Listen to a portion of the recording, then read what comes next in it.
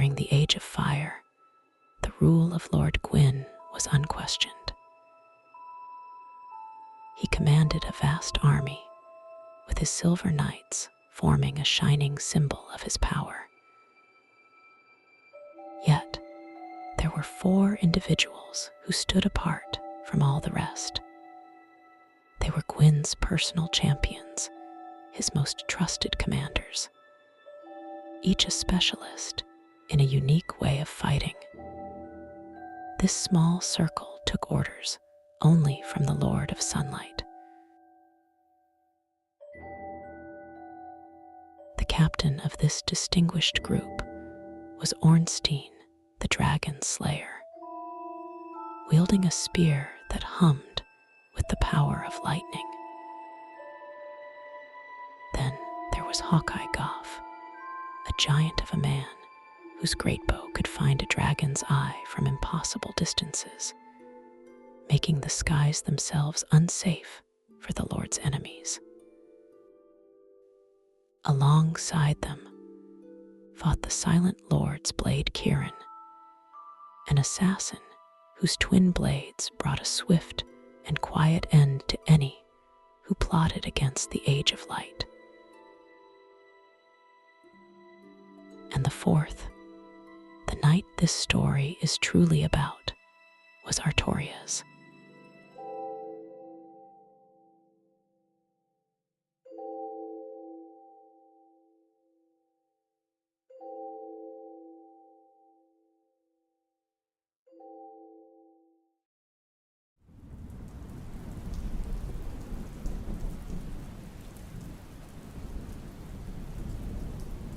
Among these legendary figures, Artorias carried a special title, one that spoke to the core of his being, the Wolf Knight.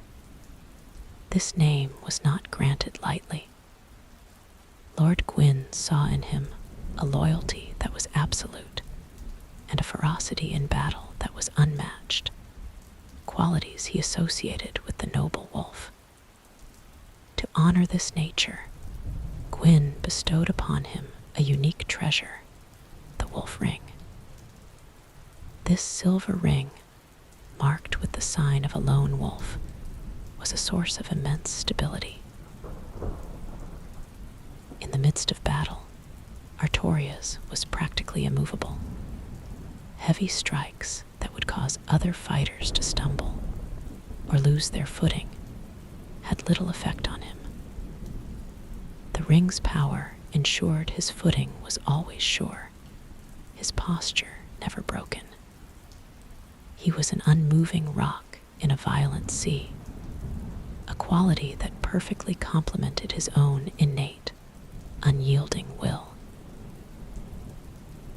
Lord Gwyn recognized the potential within his Wolf Knight early on. To reward a soldier who readily charged into dangers that made others flee, the Lord of Sunlight bestowed a rare gift. He separated a fragment of his own Lord Soul and handed it directly to Artorias. This act elevated him above almost every living creature in Lordran. It served as a clear declaration from the king that Artorias stood at the pinnacle of martial strength.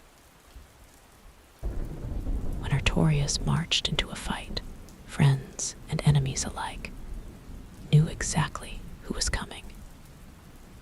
He avoided the standard silver medal worn by the king's army, choosing instead armor forged with an azure tint. A long tassel flowed from the back of his helmet.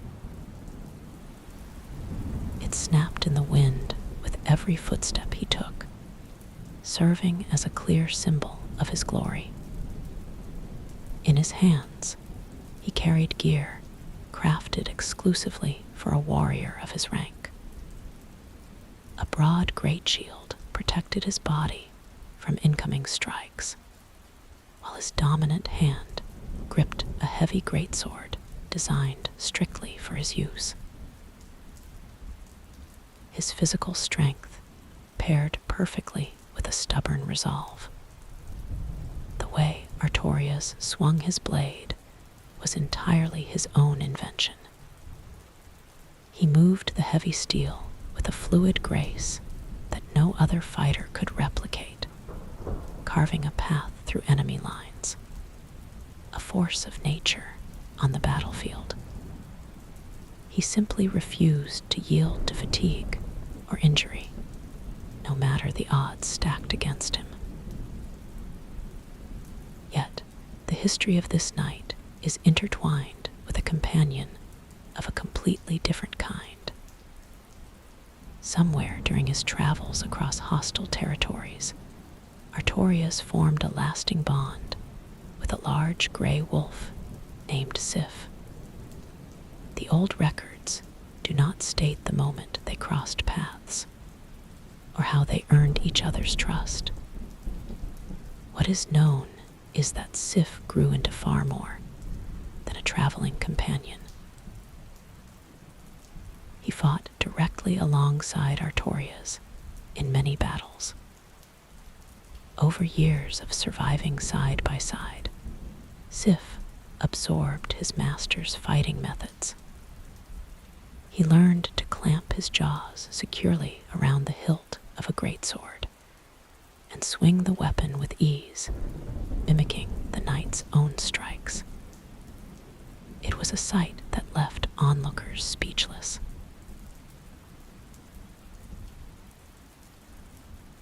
This relationship went beneath the surface of shared battlefield tactics. The connection between man and beast grew so deep that their spirits merged. Those scholars and smiths who later studied the essence of Sif discovered a hidden truth. The soul of the wolf held the distinct signature of Artorias himself. A piece of him survived within his companion, proving exactly how tightly their two lives had bound together. Yet, the stories that pass from one generation to the next remember Artorias for more than just his unwavering defense. They speak of his triumphs, certainly, but they also tell of his tragic end. For the Wolf Knight, celebrated for his unbreakable will, would one day make a choice that no one else dared. He would journey into a place of pure blackness, a corrupting void that devours all light and life. This is the tale of how that great knight came to be known as the Abysswalker, a name earned through a sacrifice that would cement his place in history forever. A warrior's true character is often revealed by the individuals who stay behind to mourn them. Long after Artorias fell, his memory commanded absolute devotion from his closest allies. For hundreds of years, a large wolf kept a solitary watch over a lone headstone, refusing to abandon his master.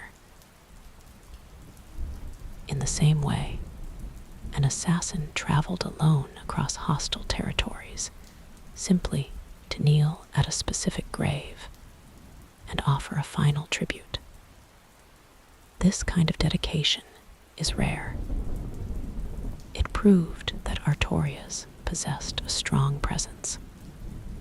He was a living example of bravery and duty, inspiring a fierce loyalty in those who fought beside him.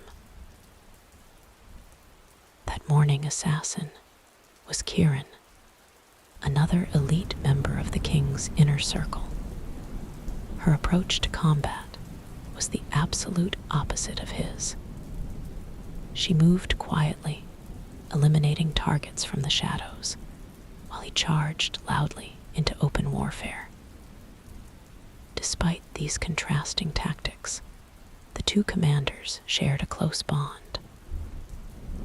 Working together under Lord Gwyn, they built a mutual respect that slowly grew into a deep attachment. Kieran openly referred to him as a dear friend. When disaster eventually claimed Artorias, her sorrow spoke volumes to anyone who saw her.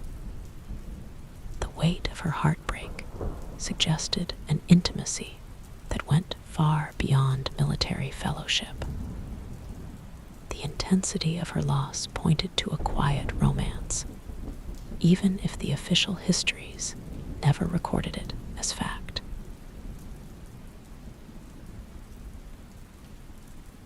The golden era of Lord Gwyn contained a hidden flaw.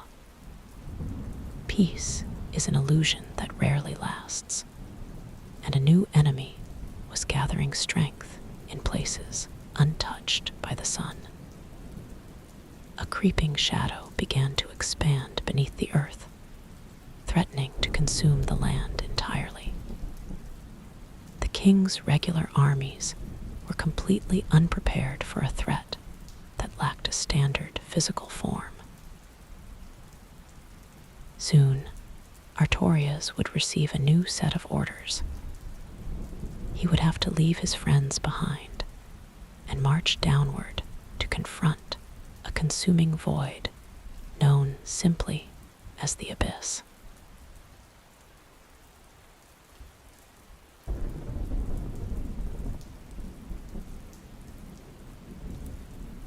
Beneath the paved streets of New Londo, a physical hole tore open. It was a black pit that swallowed light and solid earth without leaving a trace. People called this consuming void the Abyss. It did not appear by accident. The city's own rulers opened it, and every single day it grew larger. The expansion of this pit required constant fuel, specifically stolen life. To gather this harvest, an army of undead soldiers marched out from the city gates. These were the Dark Wraiths. They traded their bright metal for twisted armor, and their eye sockets glowed with a red light. Armed with strange tools known as red-eye orbs, these hunters possessed the ability to cross vast distances and invade foreign lands.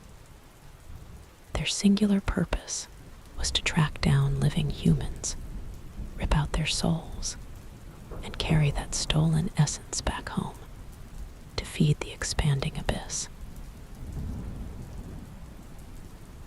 To understand the tragedy of this dark army, one must look back at a time of pure prosperity. Before the rot set in, New Londo stood as a shining monument to human achievement. The grand stone arches and bustling markets were filled with happy citizens. The people lived well, guided safely by 4 trusted leaders, known simply as the 4 Kings. These rulers commanded immense respect, largely because they carried a rare gift. When the fire that warmed the world began to die, Lord Gwyn made a drastic choice. He walked straight into the fading embers of the first flame, offering his flesh as kindling to stretch out the era. Yet, before his final departure, he divided a piece of his divine Lord Soul and gifted fragments to these 4 human leaders. This power was meant to ensure they ruled with wisdom and kept their people safe. However, a fractured soul is easily swayed. Without the Lord of Sunlight to watch over them, a different creature slithered into the human capital. His name was Koth. He was a primordial serpent, a massive beast who swam in the deep places of the world long before the first fires were ever lit. Koth had zero interest in prolonging the current era. He desired a complete end to the light, aiming to usher in an age of dark. To achieve this massive shift, he needed strong instruments. he found eager students in the city's leaders. The serpent spoke to the four kings, offering them secrets that Gwyn had strictly forbidden. The rulers abandoned their oaths completely. They traded their noble duties for a destructive technique called life drain. This teaching showed them how to reach out and pull the humanity straight from a victim's chest. They learned to swallow this warm essence, letting it swell their own power while leaving behind a cold corpse. Seeing their leaders embrace this shadow, the loyal knights of the city eagerly followed suit. They traded their honor to become the red-eyed Darkwraiths, transforming into the exact monsters that preyed on innocent settlements. A metropolis once celebrated for its rich culture became an engine of pure consumption. The human kings abandoned the light, choosing instead to feed the endless hole they had carved into the foundation of their own home. Heavy stone floodgates held back vast underground reservoirs above the subterranean cavern of New Londo. Originally designed to manage natural rivers, these mechanisms were never meant to act as tools of mass execution. Yet, a royal command eventually came down from the high peaks. Iron chains snapped taut, thick wooden levers turned, and the gates were thrown wide open. A rushing wall of water crashed down into the sunken metropolis. It smashed through support pillars, flattened homes, and violently filled every street. The corrupted leaders and their red-eyed soldiers, who had brought so much pain to the surface world, were caught entirely by surprise. The rising tide swallowed the four kings, burying them permanently beneath a heavy ocean. This mass drowning was a desperate measure, ordered by the surviving deities in Anor Londo. Messengers had carried word of the expanding abyss up to the Golden City, sparking pure panic within the royal courts.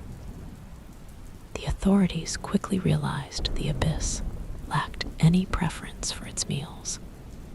It would gladly consume immortal flesh just as quickly as a mortal body. They recognized that the human capital was completely gone. Removing the corruption street by street was impossible.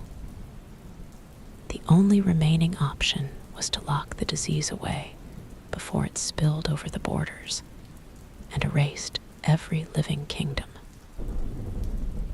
The responsibility of making such a ruthless choice fell on the remaining royals because their supreme commander was absent. Lord Gwyn, who always led the charge against the enemies of the light, was trapped far away. He was slowly burning his physical body inside the first flame to keep his era alive. His trusted generals and children were left completely isolated.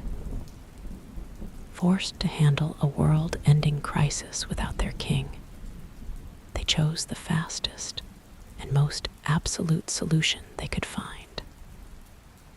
They dropped an entire lake on top of a civilization just to plug a hole in the dirt. A thick layer of cold water now covers the fractured streets of New Londo. It serves as a heavy lid, pinning the danger down. Yet, the prisoners trapped in this submerged cavern are not just the corrupted kings and their red-eyed soldiers. Thousands of restless spirits float endlessly through the flooded corridors. These phantoms belonged to the ordinary citizens who called the underground city home. When the royal authorities dropped an entire lake on the settlement, they issued no warnings.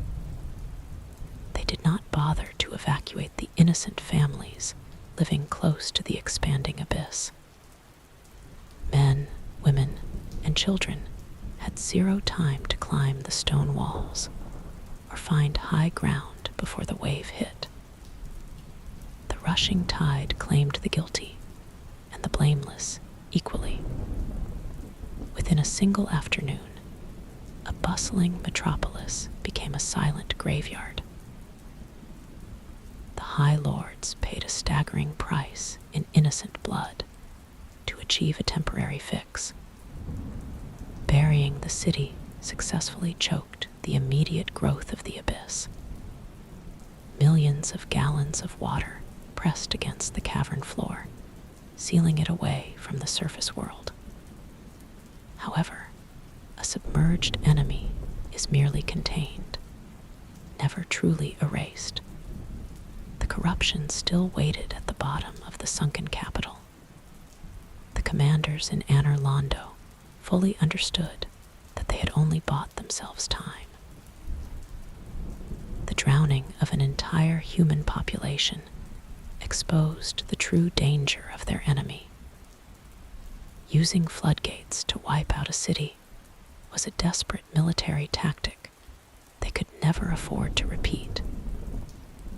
If a similar hole ever opened up beneath another kingdom, dropping an ocean on the problem would leave them with nothing left to rule.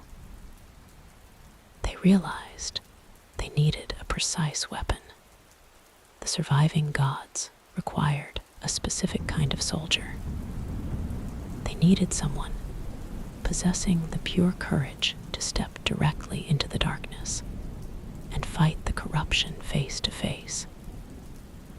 The realm demanded a will, unbending enough to survive the crushing pressure of the abyss. This desperate necessity carved a clear path for Artorias to step forward and prove his ultimate worth.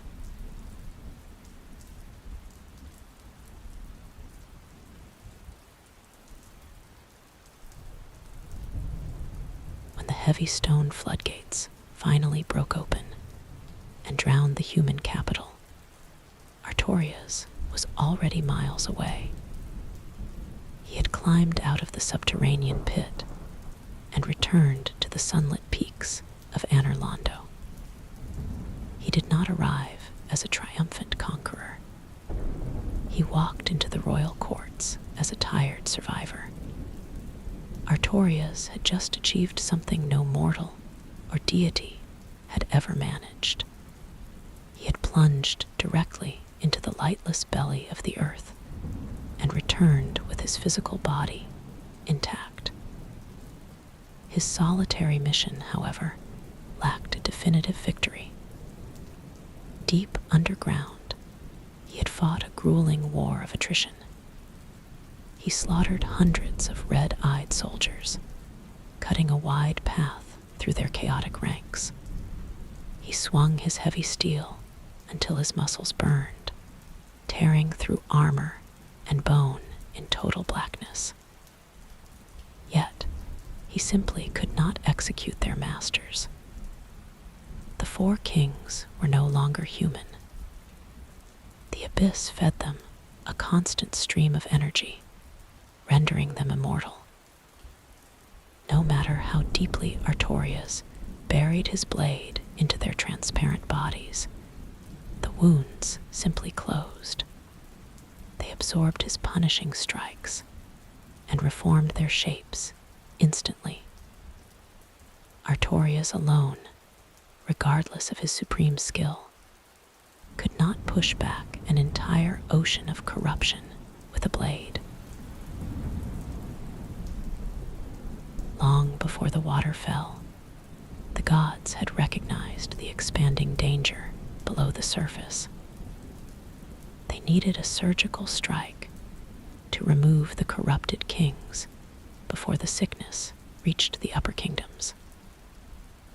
Artorias stepped forward instantly, accepting the impossible task without a single complaint. The royal court knew that martial talent alone would not keep him alive down there. The abyss devoured normal flesh on contact. To give their champion a fighting chance, the royals presented him with a rare artifact. They forged a solid silver pendant, carefully etching the polished metal with his signature wolf emblem. This device generated a strong ward against the specific sorceries used by the underground enemy. Whenever a dark spell flew toward him, the pendant deflected the impact, protecting his soul from being ripped away by the life drain technique. It was a perfect shield against magical extraction, allowing him to charge safely through barrages of hostile energy. Deflecting magic did not solve the main environmental problem. The ambient pressure of the abyss remained a lethal physical barrier. To cross the threshold and survive the crushing atmosphere of the deep, Artorias made a completely unorthodox decision. He reached out into the darkness and communicated with the native beasts living inside the pit. He negotiated a direct pact with the enemy. The exact terms of this agreement are entirely lost to history. Nobody knows what Artorias offered the monsters to secure his safe passage. Perhaps he traded a fragment of his own vitality, or perhaps he made a promise he intended to keep hidden. The result of this secret bargain was a tangible object known as the Covenant of Artorias. This plain band of metal acted as a universal key. By wearing it on his finger, the knight could step confidently into the void that crushed other explorers. He walked freely across a landscape that should have killed him instantly. This unprecedented survival tactic earned him a new title across the land. The people began calling him the Abysswalker. He stood alone as the sole living entity capable of marching through the consuming dark. But shaking hands with monsters carries a mandatory tax. The curse of the deep seeped upward through his grip, permanently staining his primary weapon. The clean steel of his greatsword turned dark and twisted, carrying a heavy sickness within the metal. Surprisingly, this corruption provided a massive tactical advantage during his descent. The tainted edge could suddenly connect with spectral matter. When the red-eyed hunters and formless ghosts tried to phase through his physical attacks, the cursed blade bit deeply into their transparent forms. He butchered entire squads of phantoms that normal soldiers could not even touch, turning the enemy's own sickness against them. He used the corruption of the abyss to clean the streets of New Londo. This dark campaign cemented his legacy as a peerless warrior. The royal courts largely ignored his inability to kill the immortal kings, choosing instead to focus entirely on his miraculous survival. The Covenant of Artorias stayed firmly on his hand, a solid receipt of his impossible journey. He had successfully invaded the nightmare and lived to tell the tale. Yet, a quiet shadow followed him back to the Golden City. He had invited the corruption into his steel, and made a literal deal with the dark. The abyss had failed to consume him this time, but it now recognized his scent. The barrier between Artorias and the darkness was permanently broken. This initial exposure guaranteed that if he ever returned to the pit, the enemy would be waiting for him.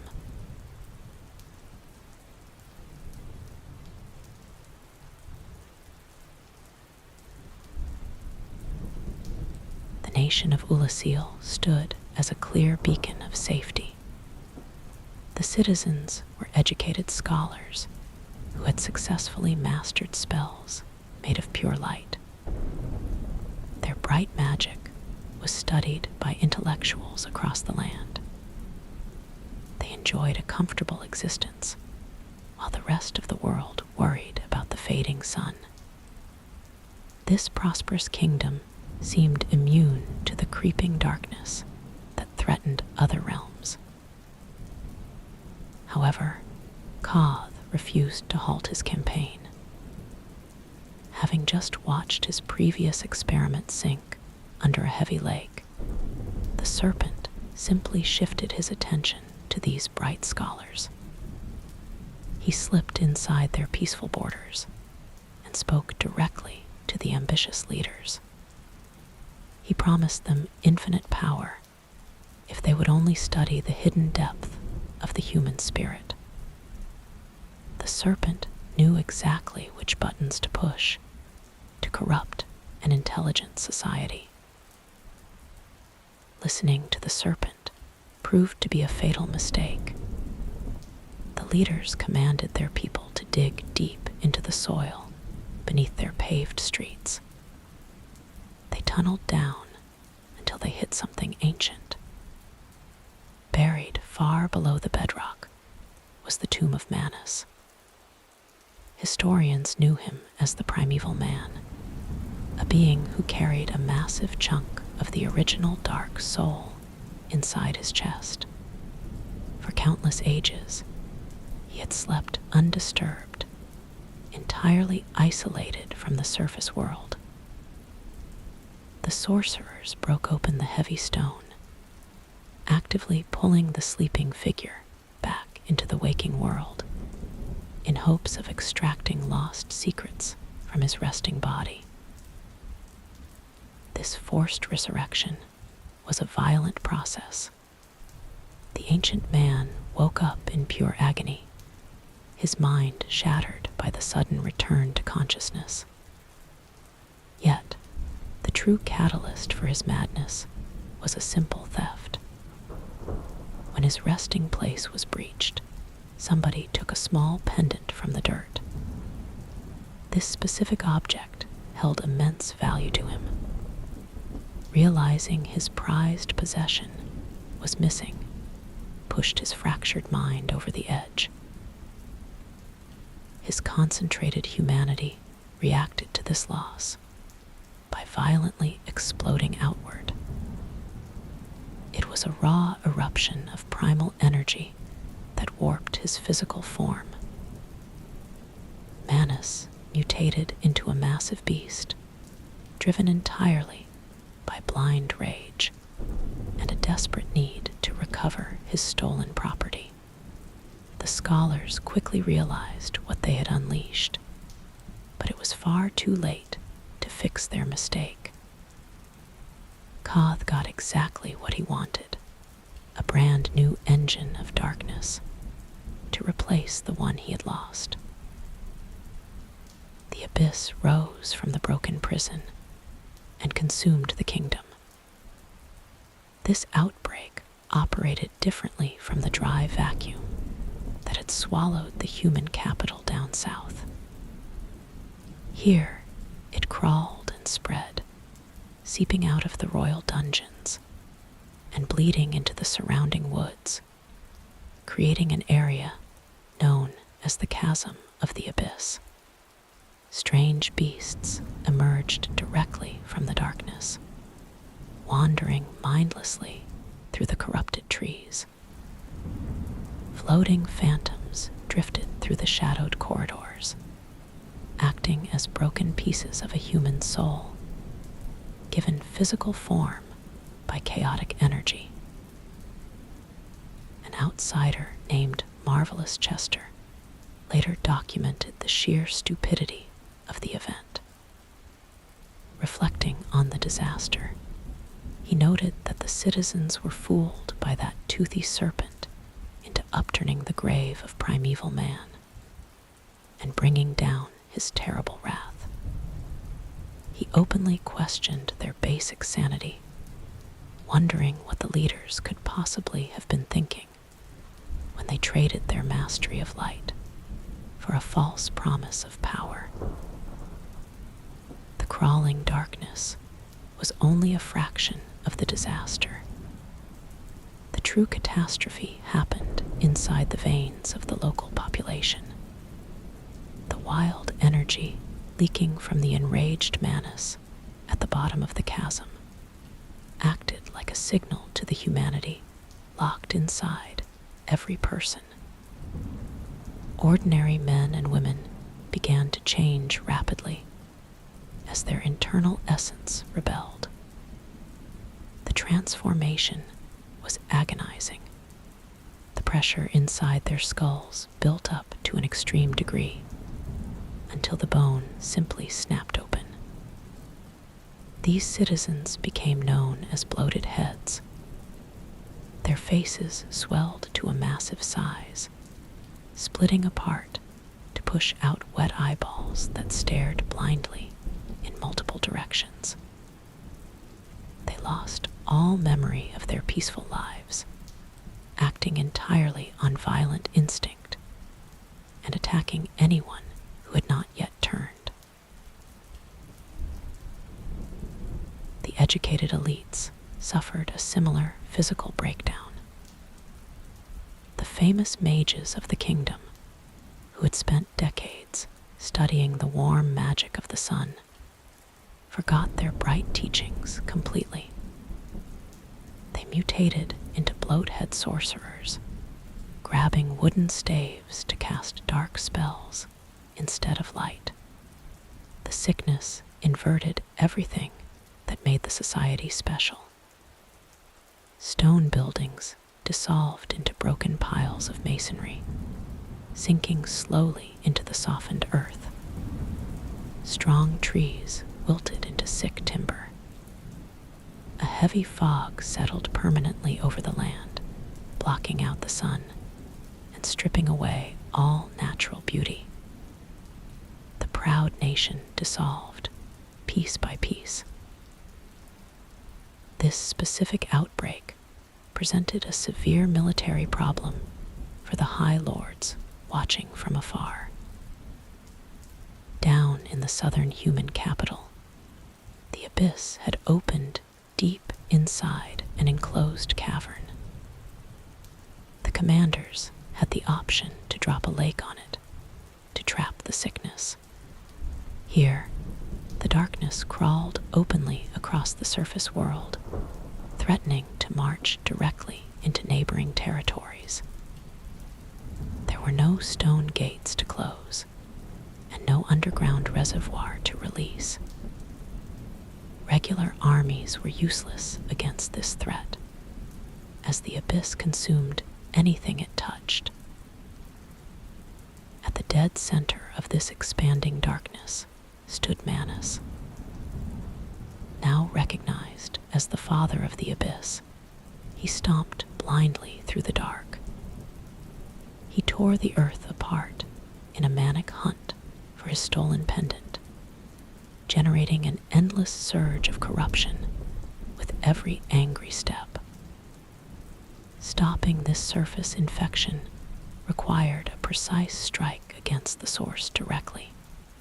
The remaining gods needed a fighter who understood the crushing pressure of the void. They had to send in someone who possessed the rare gear and the raw courage to survive the deep dark. The realm urgently needed the Abysswalker to march into the darkness one more time.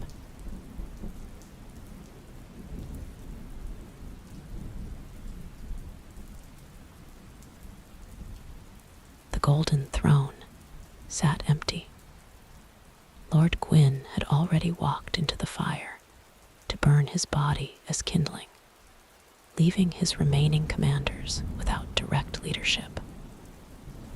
When desperate rumors from the northern territories finally reached the high peaks, no king was there to issue deployment orders. The scattered reports painted a dire picture. Survivors fleeing the advancing darkness spoke of an aggressive sickness and a captive royal. Princess Dusk, the last surviving heir of the Bright Kingdom, had been dragged straight into the deep dark by Manus. Hearing this news, Artorias made a solitary choice. He understood that his past survival in the southern capital made him the only soldier qualified to handle this specific threat. He picked up his greatsword and marched toward the hostile border entirely on his own. Manus, holding the gentle sorceress captive, no longer resembled anything remotely human. The painful return to the waking world had warped his bones and stretched his muscles into the heavy frame of a mutated giant. His shattered mind fixated on a single missing object. He wanted his stolen keepsake back. Driven by this pure obsession, he tore through the underground dark, howling endlessly for his lost treasure. His intense anger acted as a physical engine, pushing his own corrupted humanity outward to swallow the land above. Capturing the princess was likely a blind act of aggression, or perhaps a clumsy attempt to force the surface dwellers to return his property. Marching into this infected zone, Artorias refused to travel alone. Sif, his large gray wolf, walked closely at his side. Bringing Sif into a region of active corruption proved exactly how seriously the knight viewed the situation. He expected a punishing campaign and needed his most trusted ally watching his back. They crossed the border into the collapsed society, stepping past sunken buildings and streets, slowly being swallowed by the dark. However, a massive tactical failure occurred almost immediately upon entering the city limits. The deformed citizens still possessed fragments of their old intelligence. The mutated mages, completely controlled by the sickness in their blood, managed to ambush Artorias. During the chaos of this initial clash, these bloated spellcasters managed to steal his most vital piece of equipment. They snatched the silver charm that deflected dark magic right from his gear. The madmen quickly sealed the artifact away, hiding it safely behind an invisible wall of magic inside the town. This sudden theft stripped Artorias of his best defense against the enemy's crushing spells. A standard soldier would have treated this loss as a clear sign to retreat. Walking into a magical war zone without a protective shield was pure suicide. Yet, Artorias possessed a stubborn spirit. He simply tightened his grip on his heavy steel and pushed deeper into the hostile territory, placing the rescue of the captive princess above his own personal safety. He would finish the mission with or without his protective gear. The descent into the lowest layer of the infection tested the absolute limits of both man and beast.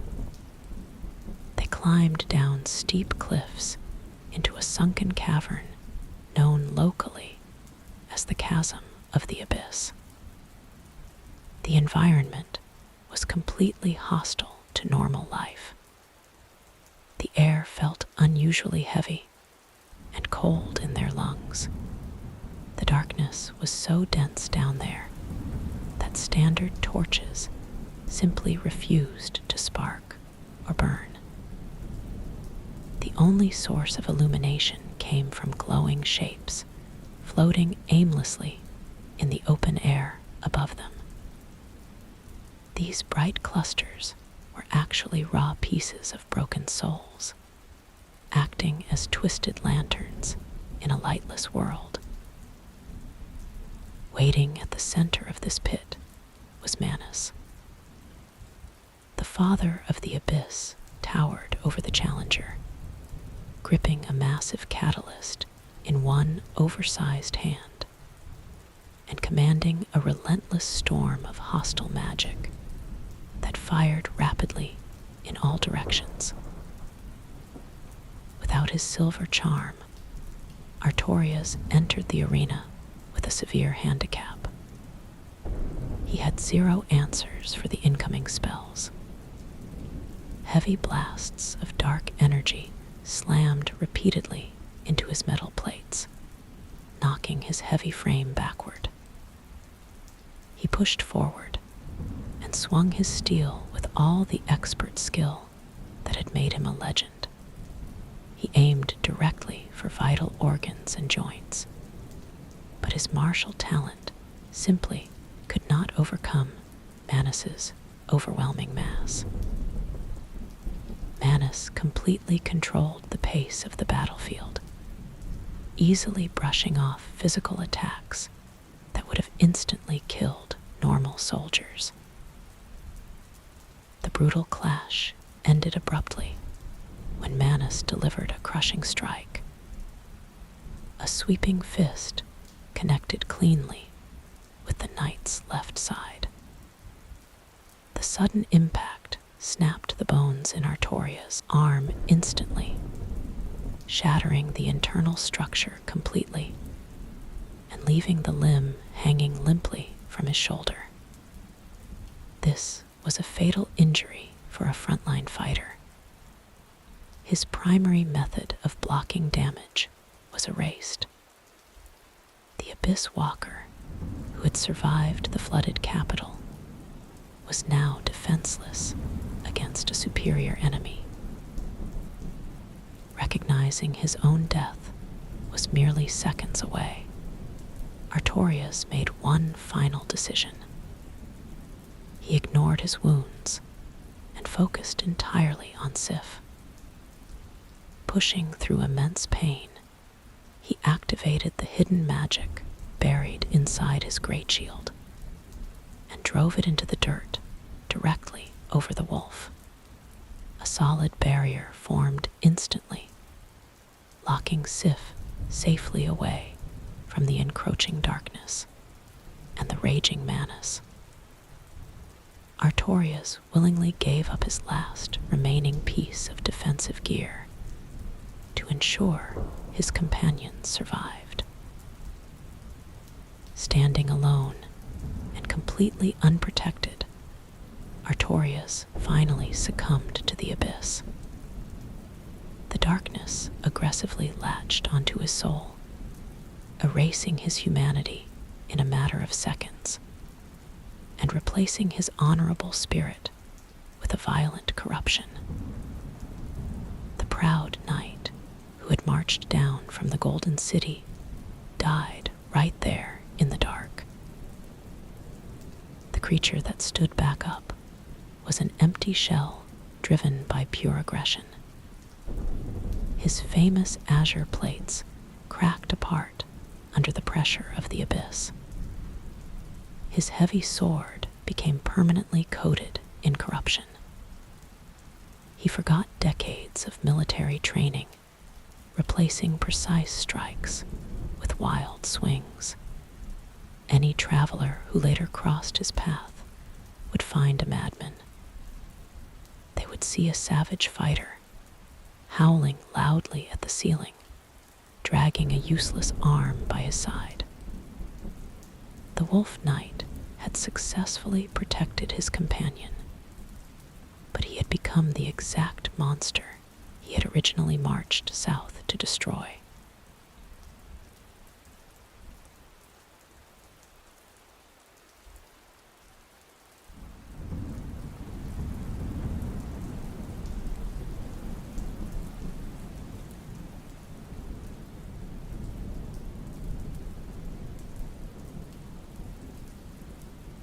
Far removed from the collapsed kingdom, in an era completely disconnected from the Age of Gods, a nameless undead traveler uncovered a strange artifact.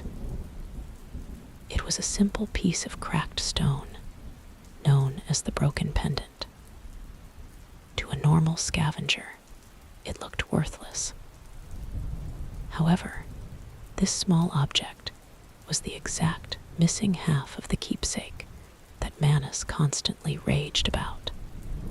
He felt the sudden presence of his property across the centuries. His obsession was absolute, and his wild magic completely ignored the natural flow of time.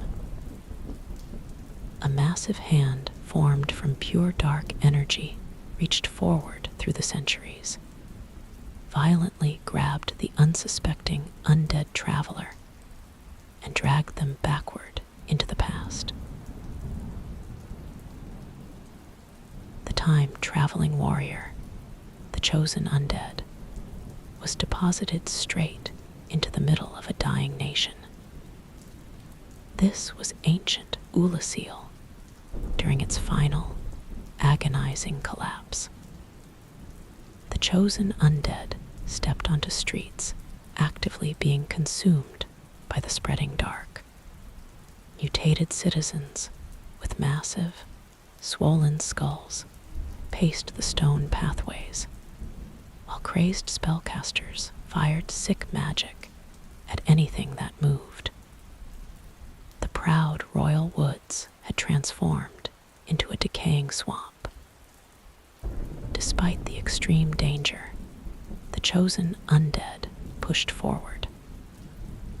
They carved a bloody path through the infected trees and the sinking town, eventually standing at the edge of the deep chasm. Following the exact trail Artorias had taken days earlier, the chosen undead climbed down into the abyss.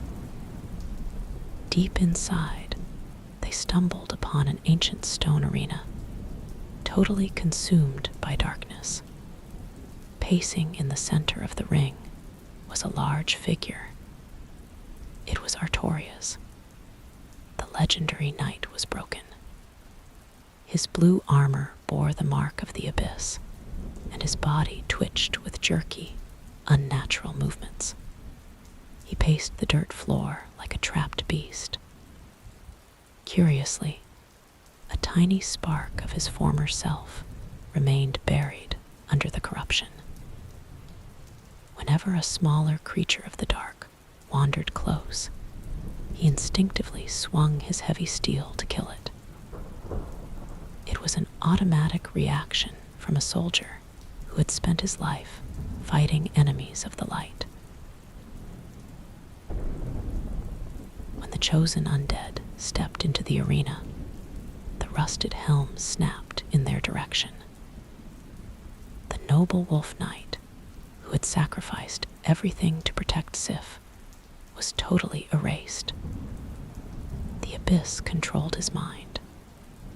The corruption identified the newcomer simply as a fresh target. Without a single word or moment of hesitation, Artorias raised his weapon and charged. What happened next inside that circular stone pit was a display of pure, unchecked violence. Despite dragging a shattered left limb, the corrupted knight moved with alarming speed. He launched his large frame into the air, flipping cleanly over the chosen undead, and bringing his heavy steel down hard enough to crack the stone floor. Every wild swing sent waves of dark energy across the arena. Occasionally, Artorias would pause his relentless assault. He would tilt his rusted helmet back and scream directly at the ceiling, drawing a thick cloud of dark energy deep into himself. Back in the Golden City, Lord Gwyn used to bless his inner circle with warm, glowing light. This dark absorption was a sick inversion of that holy ritual. Artorias now drank heavily from the same corruption that had destroyed his mind. The chosen undead understood immediately that trying to communicate was a waste of time. There was no proud knight left to reason with. The honorable man who had marched north to save a princess was already gone, replaced entirely by a creature operating on raw instinct. Ending this miserable existence was the only logical choice. After an exhausting clash of steel, the chosen undead finally struck a lethal blow. The heavy azure armor crashed onto the dirt, and the beast stopped moving completely. Putting the corrupted Artorias down granted him the quiet rest he absolutely deserved. It freed him from an endless cycle of mindless violence, an act of mercy. When the heavy breathing finally stopped, a glowing mass of energy floated up from the corpse. The chosen undead reached out and took hold of Artorias' soul. Holding this essence revealed a massive hidden truth about the history of the world. The records written by later scholars always claimed that the Wolf Knight successfully defeated the Dark and saved the Northern Kingdom. Bards spent centuries singing loud songs about his complete victory, using his name to inspire young soldiers to fight bravely. Yet, the memory locked inside that soul told a completely different story. It stated clearly that Artorias was utterly defeated and swallowed by the abyss. His public legacy was a complete fabrication, deliberately constructed to protect his good name. The true savior of the realm was the chosen undead. The chosen undead had delivered the final strike.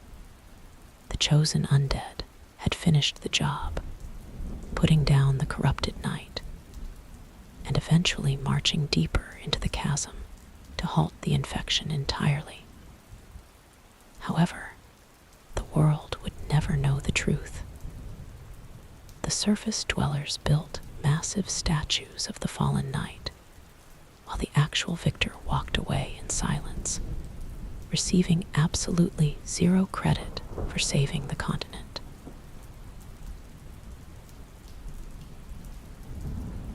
Before the chosen undead could leave the circular arena, a quiet visitor stepped out from the shadows. It was the Lord's Blade Kieran. She had somehow crossed the hostile border and tracked her companion straight down into the dark. Seeing the broken azure plates scattered across the dirt, the elite assassin dropped to her knees. A hardened killer who had silently executed hundreds of targets for the High Lords was suddenly reduced to a weeping mourner. She noticed the glowing energy resting in the chosen undead's hands and made a straightforward request.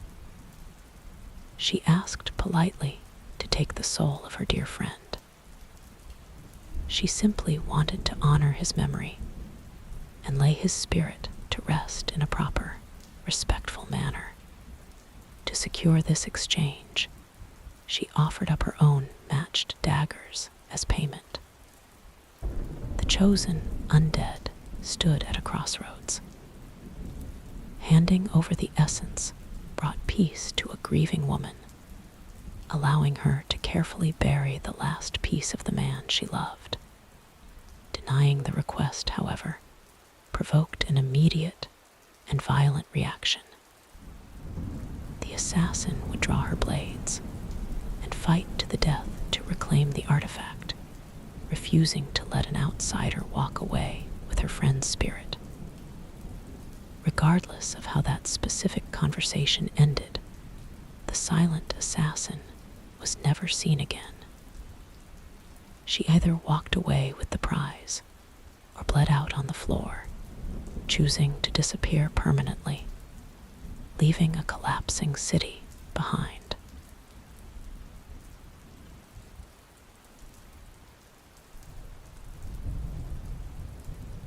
At the absolute bottom of the dark pit, the true source of the sickness waited. Manus stood ready to defend his territory. He commanded a chaotic barrage of magic. Dark spheres shot across the cavern, exploding on impact. Floating shapes tracked their targets aggressively, hunting the intruder down without mercy. Huge fists pounded the stone floor, sending strong shockwaves outward. Surviving this assault required absolute perfection. A single misstep against the Father of the Abyss guaranteed instant death. The captive princess remained hidden somewhere inside this hostile arena, meaning the future of the northern continent hinged entirely on winning this clash. Yet, the nameless traveler, the chosen undead, did not face Manus alone. Sif charged into the cavern to assist. This was the exact companion Artorias had sacrificed his arm to protect. Earlier in the descent, the chosen undead had discovered the wolf locked securely inside a magical barrier. By breaking that shield and offering freedom, the chosen undead earned a loyal ally. Sif remembered the act of kindness and followed the chosen undead straight down to the lowest layer of the chasm. The companion the dead knight had saved was now actively defending the knight's replacement. Putting the corrupted Artorias out of his misery was only the first step of the assignment. The Wolf Knight had originally marched north to kill a monster and rescue a royal heir, but his journey ended in failure. By stepping into the deepest part of the darkness and challenging the source of the infection directly, the chosen undead took full ownership of that objective. Every strike against Manus was a direct continuation of the initial rescue operation. Slaying the Father of the Abyss was the only way to stop the corruption from expanding across the surface world. The chosen undead and Sif fought side by side to finish the exact job that Artorias had bravely started. Manus acted as the beating heart of the dark sickness.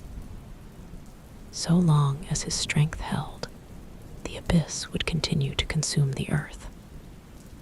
Halting the infection demanded a killing blow. Working in tight coordination with Sif, the chosen undead pressed a relentless attack. Manus thrashed wildly around the cavern, swinging massive fists to crush his opponents. Yet, his blind aggression created fatal openings. precise strikes of cold steel, and sharp fangs steadily chipped away at his immense mass. The combined assault wore him down, minute by minute. Finally, his thick legs buckled under the accumulated damage. The ancient being, violently pulled from his deep sleep by greedy scholars, simply to hunt for a missing trinket, crashed heavily onto the stone floor and stopped breathing entirely. The moment Manus died, his dark energy evaporated into the cold air. This death triggered an immediate environmental reaction across the entire northern continent. Without a living engine at the bottom of the chasm to push the abyss outward, the darkness lost its forward momentum. The corruption that had been aggressively crawling through the upper forests stopped expanding completely and began to recede slowly, confirming that killing Manus was the only way to cure the disease. The nightmare of the magical kingdom finally reached a hard stop. Only one task remained in the quiet cavern. Hidden safely near the edges of the battlefield, a transparent wall of magic held the captive royal. Princess Dusk had sat unharmed in the dark, trapped there for days by Manus. The instant he drew his last breath, this magical prison dissolved into thin air. The chosen undead stepped forward and pulled the last surviving heir of the society up from the cold dirt. The rescue mission was finally a complete success. When the darkness finally stopped expanding and the chasm grew quiet, a silent observer stepped forward to manage the aftermath. This was Elizabeth, an ancient and highly intelligent fungus who served as a local sage. While the aggressive sickness had completely erased the minds of the human scholars, Elizabeth maintained a perfectly clear head throughout the disaster. She had carefully monitored the chosen undead. She watched the chosen undead execute the corrupted knight, slaughter Manus, and pull the royal heir from the dark. Beyond witnessing these physical acts, the sage possessed a deep understanding of time. She recognized instantly that the chosen undead had traveled backward from a distant future era, allowing the factual truth to spread would create a massive temporal problem. If the surviving citizens learned that a stranger from the future solved a crisis in their present day, the historical timeline might fracture completely. Elizabeth decided the safest course of action was a total fabrication. She needed a clean, believable story to feed the public. Artorias was the perfect candidate for this lie. He was already a famous public figure who had marched north specifically to handle the threat. The sage approached the freshly rescued sorceress to set the narrative. Princess Dusk was severely disoriented from her long captivity inside the lightless pit. This deep confusion made it incredibly easy for Elizabeth to plant a specific, manufactured memory in her mind. Elizabeth convinced the royal heir that Artorias had broken the magical prison and slain Manus entirely on his own. She carefully shaped the princess's understanding of the rescue, ensuring the young woman firmly believed the legendary swordsman was her sole protector. Elizabeth then turned to the actual victor and established a strict pact of silence. She promised to lock the factual events away inside her own mind, acting as the solitary guardian of their shared secret.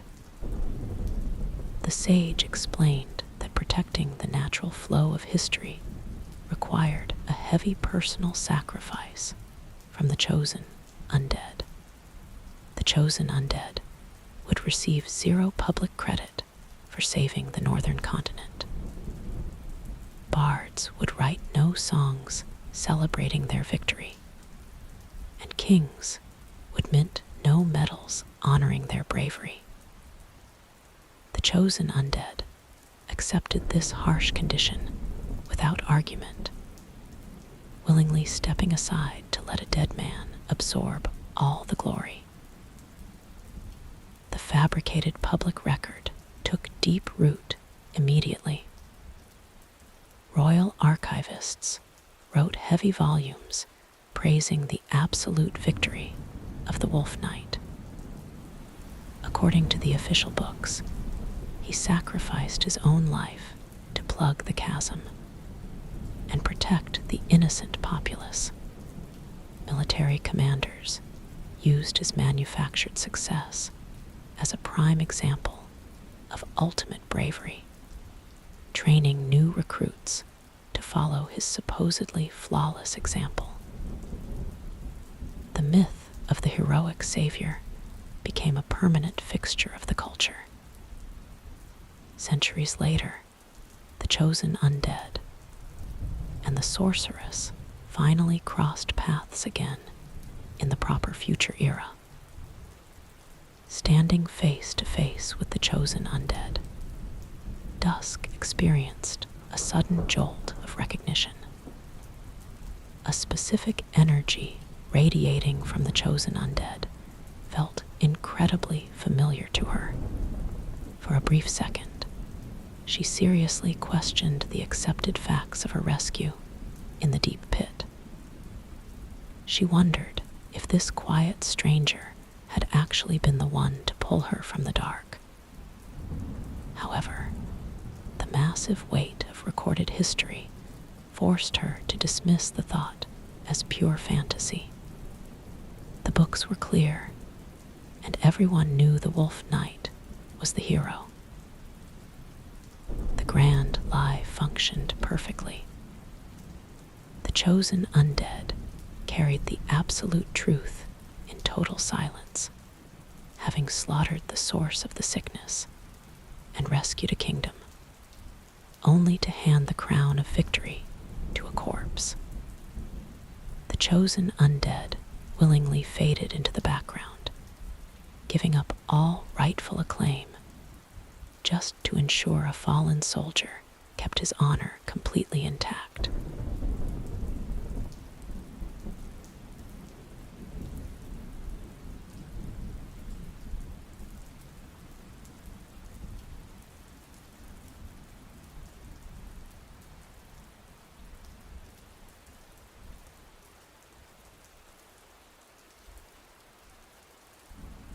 As centuries marched forward, the buried kingdom of Oolacile completely eroded from the maps. The borders vanished, and the citizens were entirely forgotten by the rest of the world. The legacy of Artorias, conversely, expanded to a massive scale. During the twilight years of the continent, his name transformed into a sacred word. He was universally worshipped as the ultimate pillar of bravery. The official records cemented his status as a flawless savior who marched directly into a consuming blackness and gave his own blood to guarantee the survival of the surface world. This heroic narrative made perfect logical sense to the common citizens. They understood the basic facts of the ancient crisis a hostile force had threatened to swallow the earth. The king's favorite soldier went down into the dark to fight it. The threat immediately stopped expanding, and Artorias never returned to the Golden City. Putting those pieces together naturally created the image of a supreme martyr. Young soldiers trained daily, with the sole ambition of matching his courage.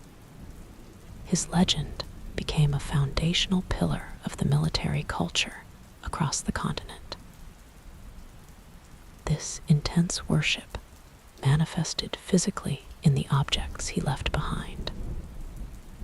Blacksmiths across the territories dedicated their lives to forging heavy swords and thick shields, bearing his famous title.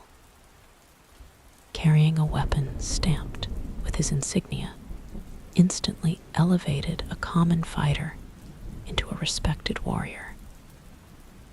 These items were treated as holy relics.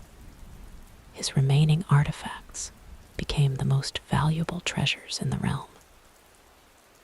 Explorers spent fortunes searching for a heavy magical lock, known simply as the Crest of Artorias.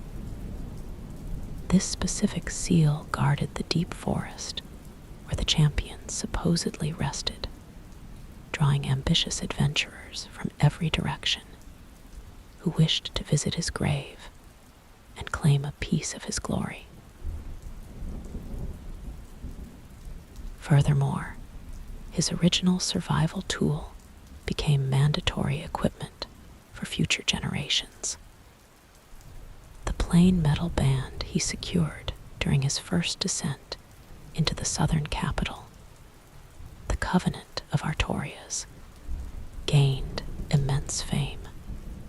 Any future wanderer attempting to dive into the flooded ruins of New Londo to fight the submerged kings absolutely required this specific ring.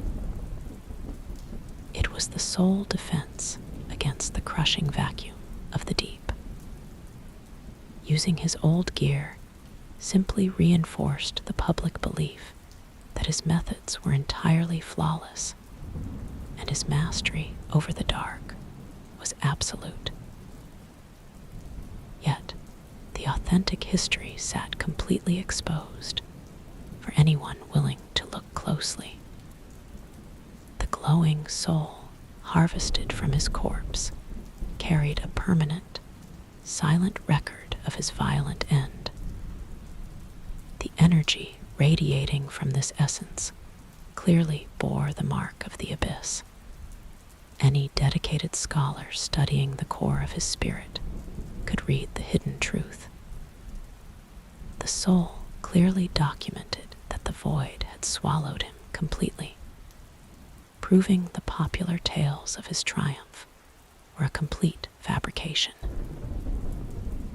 However, men driven by a lust for power rarely care about subtle historical facts.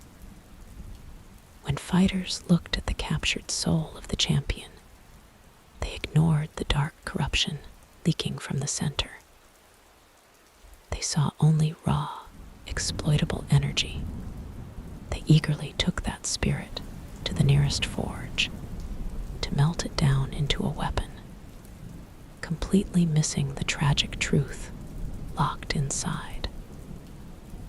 The secret of his total failure remained perfectly safe in broad daylight, heavily protected by the blind devotion of a society that desperately needed a flawless hero.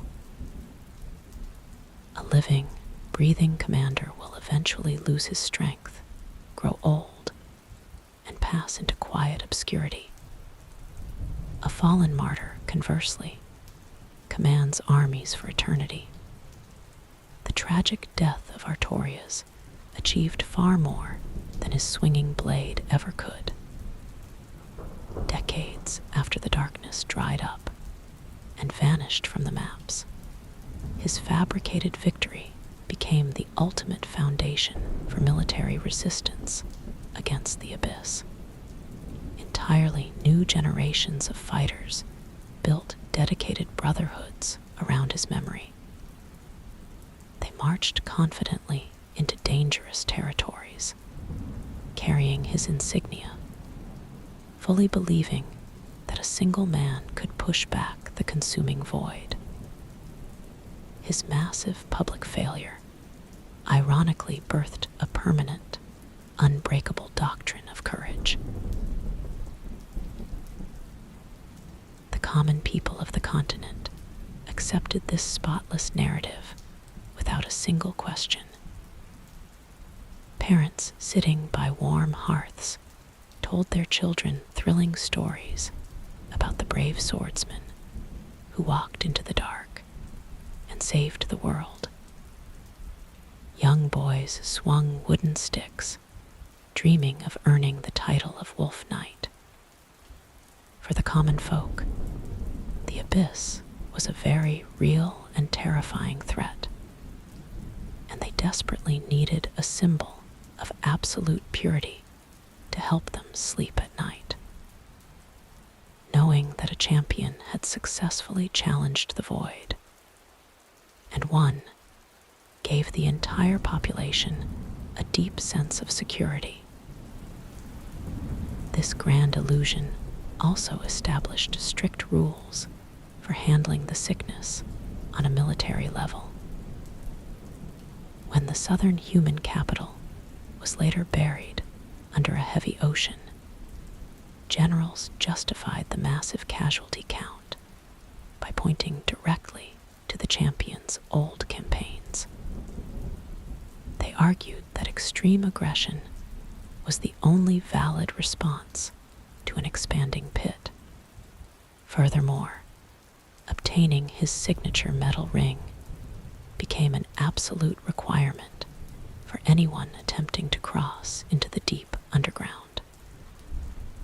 Scholars taught new recruits that forming a pact with the underground beasts, exactly as the hero supposedly did, was the only guaranteed method of surviving the crushing pressure. The myth functioned as a highly effective training manual, teaching ordinary men that standing against the dark was entirely possible, provided they were willing to pay the ultimate price. This pristine historical record held strong simply because all the actual witnesses evaporated. The chosen undead marched back into the future, leaving 0 footprints behind. The quiet assassin vanished completely into the woods, carrying her friend's soul. The ancient fungus actively lied to the surviving public to protect the timeline, and the rescued princess fully believed the manufactured memory planted inside her head. There was absolutely nobody left in the bright cities to challenge the official books. The hero's dignity remained totally spotless in the public eye. Yet, a single dissenting voice existed far away from the royal archives. Deep inside the thick trees of the Darkroot Wood lived an incredibly old feline named Alvina. While young soldiers worshipped stone statues in the capital, this ancient cat had actually spent years sitting beside the living man. She knew the actual person breathing behind the heavy metal plates.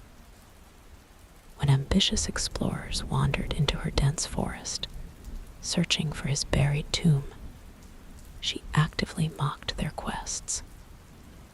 She openly called the famous rescue mission a complete fairy tale, and advised the wanderers to turn around and go home. Most outsiders assumed she was simply a cranky beast defending her territory. She had organized a local militia known as the Forest Hunters, strictly to slaughter any grave robbers trying to steal the champion's buried weapons. Her warriors hid in the branches, ready to kill anyone carrying the magical seal that unlocked the inner woods. Chasing away greedy treasure hunters was definitely a primary goal. However, a much deeper motivation fueled her bitter warnings. The wise feline almost certainly knew the ugly facts of the northern collapse. She understood perfectly well that her dear companion had broken under the pressure, transformed into a corrupted shadow of himself, and died violently at the hands of a complete stranger. She recognized that the public myth was a fragile glass structure. If curious historians or treasure hunters dug too deeply into the dirt of his grave, they might uncover the sickening reality of his corruption. By aggressively labeling his life as a silly children's story, Alvina successfully deflected serious investigation. She wanted people to lose interest. She actively protected his dignity by chasing away anyone who might accidentally expose his ultimate failure. In the end, keeping the lie intact was the greatest act of loyalty she could offer. The legend served a vital purpose for the world, giving innocent people the hope they desperately needed, and the old cat made sure nobody ever shattered it.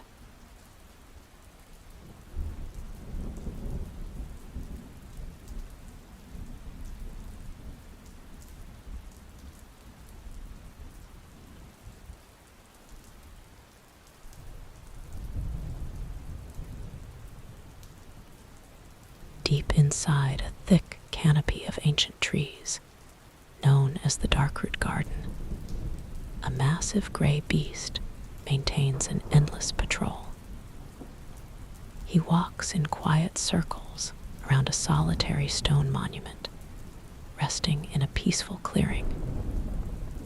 Flanked by rigid statues of old knights, this grave belongs to Artorias, the great gray wolf Sif, pacing the grass for hundreds of years, has refused to leave the burial site. He holds a heavy steel blade firmly in his teeth, ready to strike down any scavenger foolish enough to approach the dirt mound. To understand why Sif guards this specific patch of soil, one must look far beneath the roots. Most travelers walking through these woods have zero clue they are marching directly over a collapsed civilization. Long ago, this exact landmass was the magical kingdom of Oolacile. Over countless generations, the sinking stone buildings dissolved entirely into the earth. Wild vegetation aggressively swallowed the cracked streets until geography itself completely transformed. The fallen nation became a dense forest, burying the history of the dark chasm miles underground. Somewhere during this massive geographical shift, Artorias finally received a proper resting place. The exact details of who dug the grave remain a complete mystery. Perhaps Kieran, carrying his glowing soul, arranged the burial before she vanished. Perhaps Alvina ordered her hunters to build the monument. Regardless of who placed the heavy stone, it offered a clean, respectable memorial, far above the corrupted dark where he actually died. Sif earned his position at this headstone through sheer survival. Down in the deepest part of the abyss, the wolf had waited waited inside a magical barrier, completely still while Manus raged outside. When the chosen undead finally broke the shield, the young companion did not run away in fear. He stayed to fight, helping the chosen undead slaughter the source of the infection. Walking away from that victory, Sif carried the final physical pieces of his dead friend.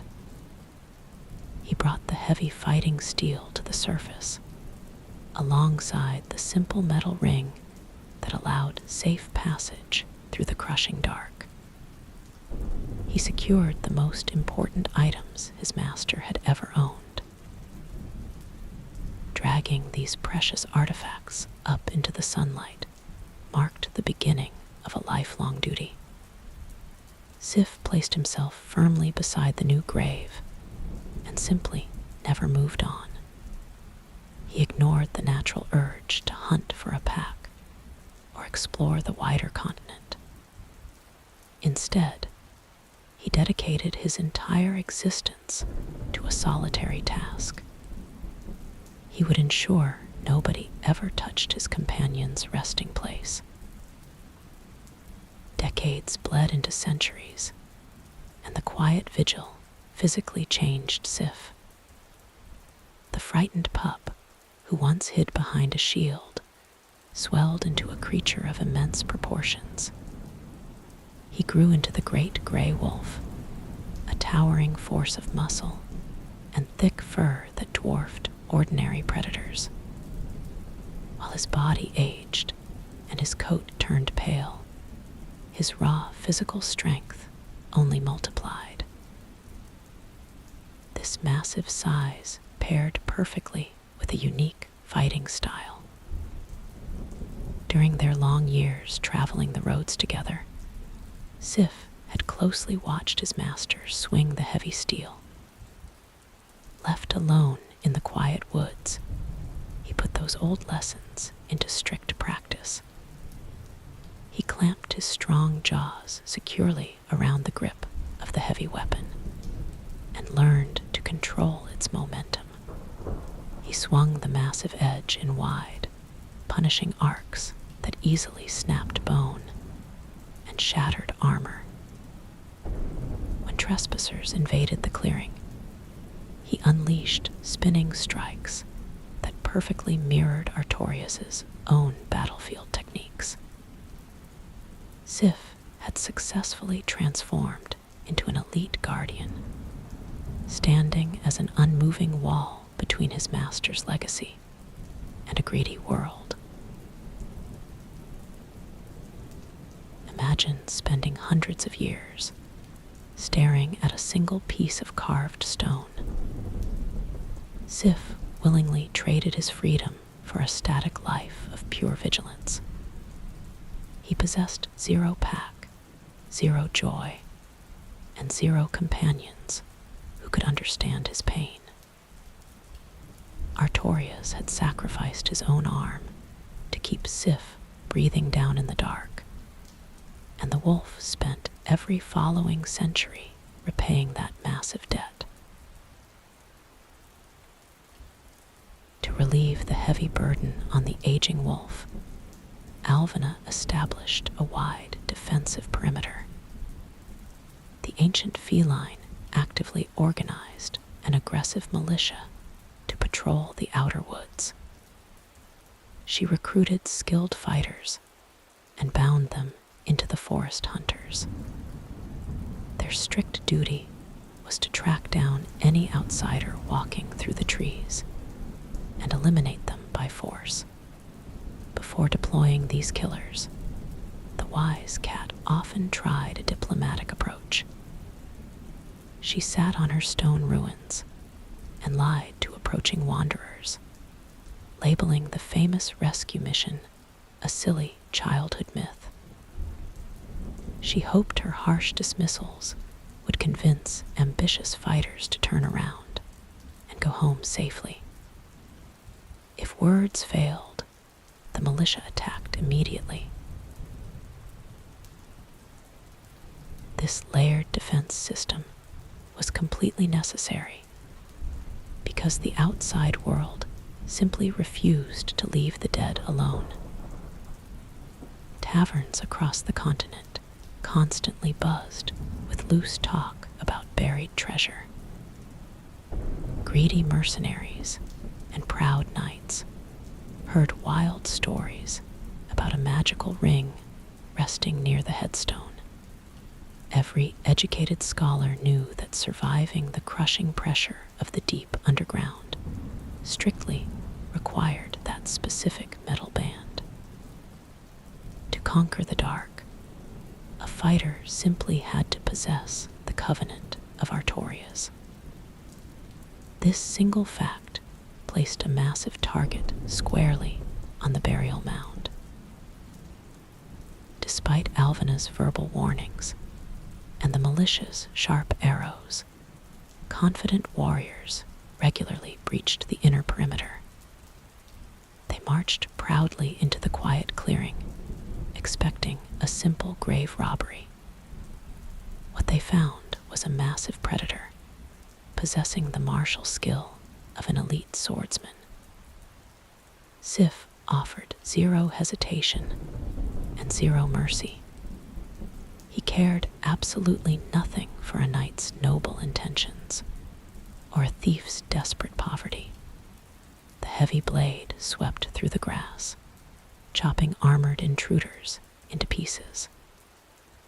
Decades of this brutal slaughter eventually taught the local townsfolk a strict lesson. Parents strictly ordered their children to avoid the woods, and veteran mercenaries flatly refused contracts that pointed toward the trees.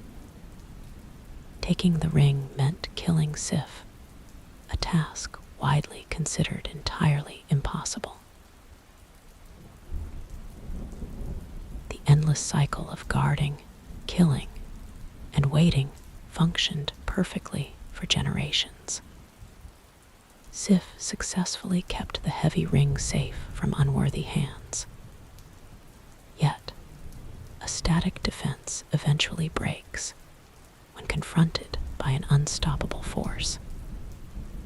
A specific traveler, the chosen undead, was marching toward the woods, driven by an urgent need to cross the flooded ruins of the southern capital.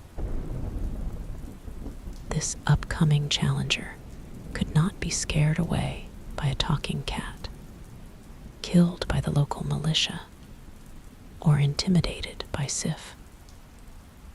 The ultimate test of the great gray wolf's long vigil was rapidly approaching, and it would demand the hardest fight of his entire life.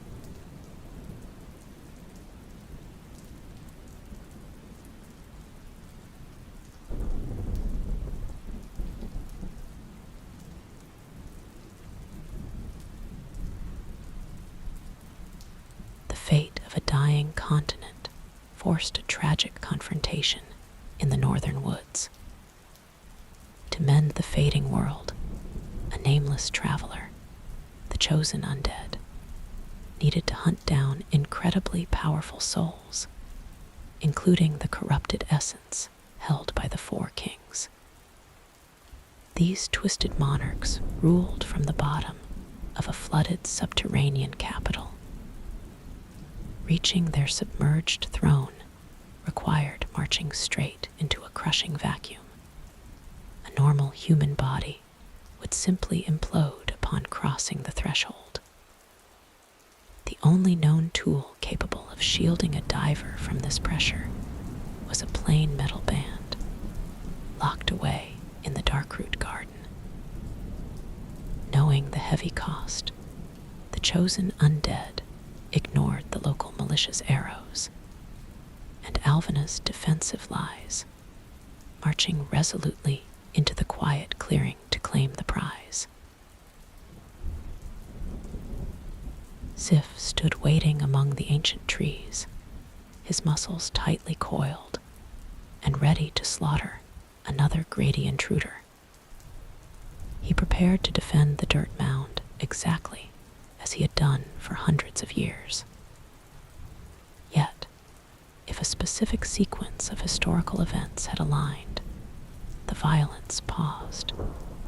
If this exact wanderer, the chosen undead, had previously crossed the boundaries of time, marched through the ancient dark, and shattered the magical bubble holding a frightened pup, Sif suddenly stopped moving. He caught a familiar scent on the wind. The aggressive posture vanished instantly. The gray beast lowered his head and released a quiet whine. He stared directly into the eyes of the exact stranger who had saved his life down in the chasm centuries ago. Sif possessed enough intelligence to understand the bitter reality. His rescuer had arrived to take the metal ring, and handing it over meant breaking his lifelong vow to a dead friend. Gratitude is a powerful emotion, but duty ultimately holds a heavier weight. Sif had spent his life defending the legacy of his fallen master, and he refused to break that promise for anyone at all. With visible reluctance, the wolf closed his jaws tightly around the leather grip of the greatsword. If the chosen undead had never visited the ancient kingdom, this emotional hesitation never happened. Sif simply attacked a stranger. But for the savior, watching an old ally prepare for a fight to the death was a bitter pill to swallow. The clash of heavy steel quickly shattered the peace of the woods. Sif moved with expert precision, executing spinning strikes and heavy slams that perfectly copied Artorias' old military techniques. He used his master's exact fighting style to keep his master's grave safe.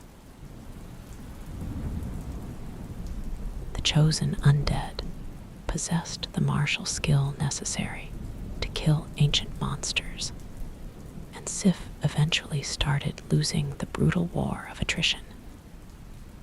Deep wounds took a severe physical toll. The wolf's rapid movements slowed down to a painful crawl. In a display of pure stubbornness, Sif refused to surrender, even as his body failed completely. He dragged a useless leg across the ground, stumbling blindly forward, while struggling just to lift the heavy blade.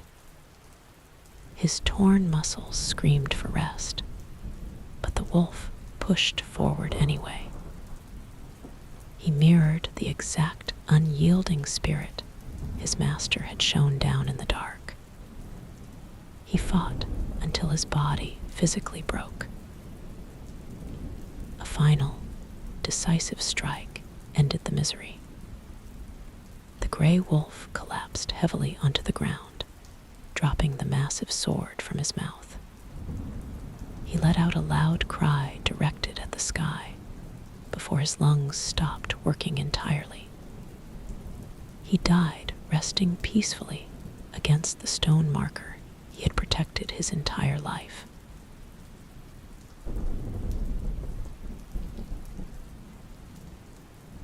The chosen undead stepped forward and picked up the metal ring, securing the exact tool needed to march south and slaughter the submerged kings.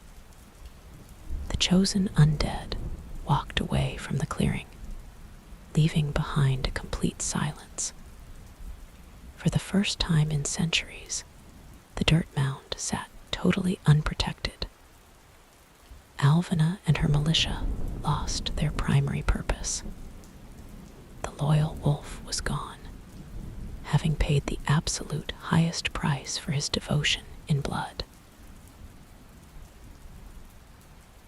The stone marker sits entirely alone now. The clearing is completely silent, permanently stripped of Sif, who paced the forest floor for centuries. A passing wanderer might easily view this specific death as a senseless slaughter. A loyal wolf died defending a basic pile of dirt from the exact person who once saved him in the deep dark. However, the harsh rules of this fading world dictate that absolute duty always demands a severe tax. Honorable intentions rarely secure a comfortable retirement. Sif deliberately chose strict devotion over a free life in the wild mountains. That stubborn choice guaranteed a violent end. Sif did everything exactly right, defending his post with unmatched bravery. His ultimate reward for this perfect obedience was a lethal strike from his only living friend.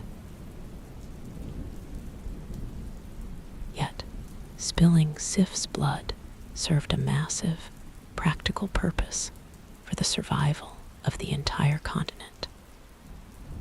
Walking away from the forest, the chosen undead effectively absorbed Artorias' entire identity.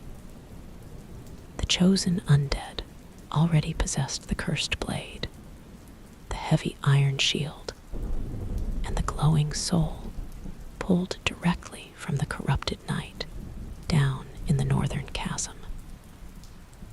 Prying the metal ring from the fallen wolf completed the arsenal. The chosen undead now carried every single physical piece of Artorias' legacy and prepared to march south and solve a centuries-old military failure. Those surviving monarchs had rested comfortably beneath the heavy water for generations. They were completely untouchable, protected entirely by the crushing pressure of the deep vacuum. Regular armies would be destroyed the second they touched the abyss. The kings remained perfectly safe until the chosen undead slipped the stolen ring onto their finger. This simple metal band, originally forged through a secret underground bargain, acted as the perfect key. It allowed the chosen undead to safely cross the flooded threshold and dive straight down into the submerged throne room. The chosen undead plunged into the pure blackness, fighting the spectral monarchs in their own element. By swinging cold steel and finally executing the four kings, the chosen undead corrected Artorias' oldest mistake. The disease that had festered under the water was permanently erased. Artorias gave up his shield and his sanity to keep Sif breathing. Hundreds of years later, the aged wolf willingly gave up his own life, passing the vital ring to the chosen undead. That specific transfer of equipment provided the exact tool needed to finish the knight's original assignment. Every painful event, from the flooded streets of the south to the dark northern chasm and the bloody forest clearing, formed a single, unbroken chain of sacrifice. Today, the dirt mound sits totally unprotected.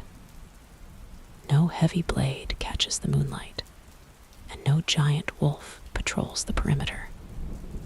It is just a cracked stone, resting in an overgrown clearing. Artorias remains a false idol, built entirely on a manufactured myth, while Sif rests quietly in the earth. But through their combined suffering, the deep dark was finally conquered. The ancient mission is completely finished, proving that true salvation in this land always requires a heavy payment in blood.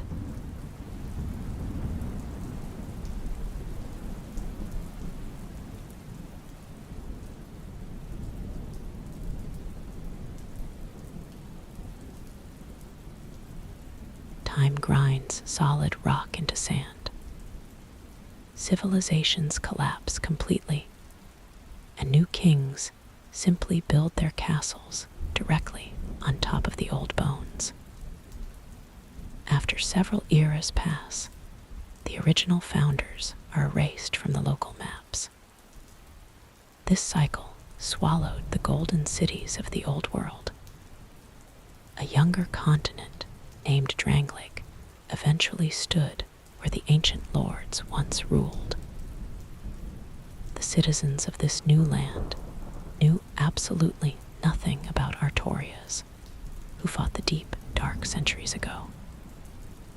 They possessed their own royal families, suffered under their unique curses, and fought their own bitter wars against the shadows.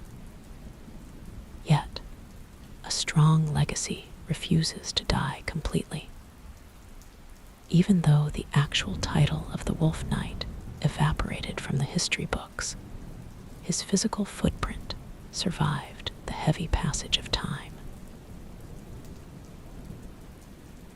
The clearest proof of this survival rests deep inside an isolated iron fortress known as Broom Tower. Explorers brave enough to breach its heavy metal doors can secure a heavy blade called the Majestic Greatsword.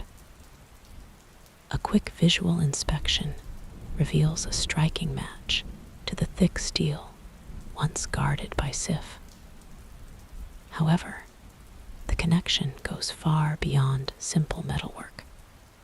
When a trained fighter grips this leather handle tightly in their left hand, the weapon physically guides their movements. The blade unlocks a highly specific martial art. The swordsman suddenly performs ferocious spinning strikes and rapid aerial flips. This is the exact acrobatic combat style that originally made Artorias famous across the Northern Territories. The origins of this heavy weapon are intentionally vague, but surviving records provide a massive clue. The historical texts track the blade as it passed from one veteran to another, eventually landing in the hands of a traveling mercenary from Feroza. A crucial detail ties all these different owners together. Every single famous fighter who successfully mastered this sword was strictly left-handed. This detail directly solves a historical puzzle regarding the fallen hero of the old world. Down in the infected chasm, Manus shattered Artorias' left shoulder, forcing him to swing his steel clumsily with his weaker right arm. His original fighting style was built entirely around a dominant left grip. The surviving sword in the Iron Tower demands that exact same grip, serving as a permanent physical record of his proper combat stance. The physical sword is only one piece of the surviving legacy. The aggressive darkness that swallowed the ancient human capital never truly vanished. It simply retreated, waiting for the era to change before crawling up in fresh locations. In this younger kingdom, thick pockets of corruption, known as the Dark Chasms, opened up beneath the soil. An elderly guide named Grandal actively manages these dangerous zones. This old man constantly searches the continent for a bold champion willing to drop down into the black pits and clear out the monsters living inside. While the ancient magic ring is no longer required to survive the descent, the core philosophy remains completely identical. The abyss is a violent disease and a brave soldier must willingly walk straight into the suffocating pressure to cut the sickness out. Grandal is simply looking for a fresh recruit to mimic Artorias' famous underground campaign. Sometimes, a modern soldier walks entirely too close to the original myth. The royal army of Drangleic boasted a supreme fighter named Rame, earning a fierce reputation as the most lethal swordsman in the entire military. For a significant portion of his career, Rame actually wielded the old majestic greatsword. He carried the physical weight of the ancient hero, stepping into active war zones, utilizing the exact same spinning strikes. He followed the footsteps of Artorias without ever knowing the man's actual name. Tragically, sharing a combat style often guarantees sharing a dark fate. Rame marched out to confront a spreading shadow, exactly as his predecessor had done centuries earlier. He eventually met a heavy force he simply could not defeat. The darkness swallowed the proud royal soldier completely. He lost his honorable mind and mutated into a beast known as the Fume Knight, becoming one of the most lethal monsters roaming the continent. This brutal transformation proves that the tragic cycle of the old world operates on a permanent loop. A proud champion marches down to kill the darkness, fails the assignment, and transforms into the exact monster he was hired to execute. The specific title of the Wolf Knight means absolutely nothing to the citizens of the new era. No statues of his likeness exist in their bright cities, and no bards sing songs of his fake victories. However, the core concept of his life completely shapes their military reality. The idea of a lone swordsman diving into a lightless pit is hardwired into the basic culture of the realm. Secret brotherhoods actively recruit young fighters to hunt the deep shadows. Proud generals pick up ancient steel and learn spinning strikes invented by a dead man. Artorias' actual identity was successfully buried by time, but the physical impact of his brave choices is permanently scarred into the earth. A true legacy does not need a name to survive. It simply needs a heavy blade and a willing hand to carry the fight forward into the next age.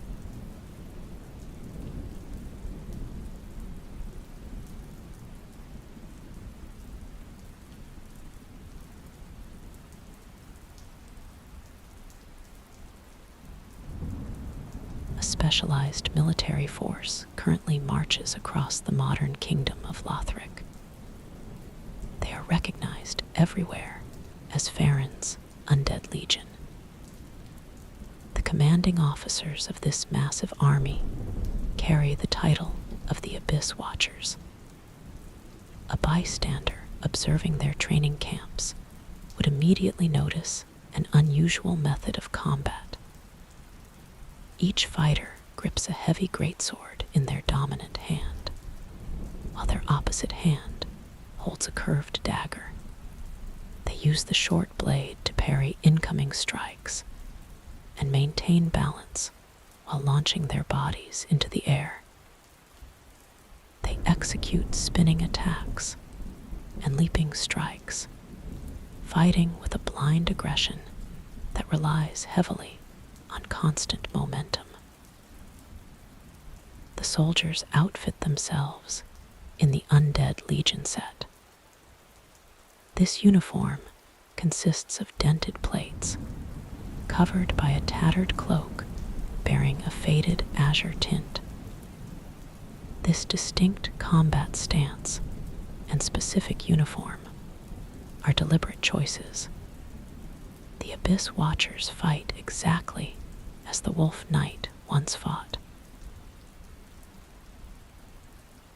To join this elite command structure, a soldier must undergo a severe transformation.